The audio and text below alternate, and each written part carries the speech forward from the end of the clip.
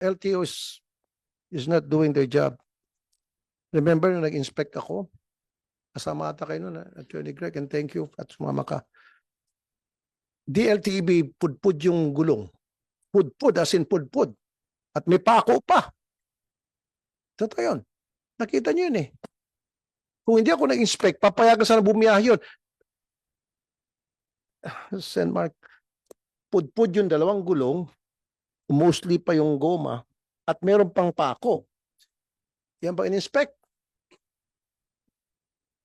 Tapos overloaded pa, meron pang nilagay pa talagang kahoy kasi pupunuin yung upuan, tapos yung iba lalagyan pa ng kahoy para added passenger. Sana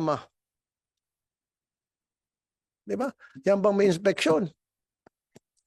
Just imagine, punong-puno yan at medyo yung brake mahina na, disgrasya yan. Yan yung dahilan.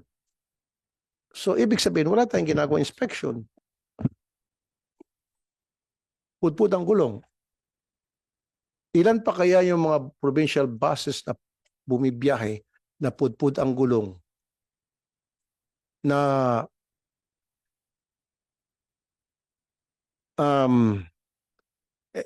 LTFRB ba ito? LTO?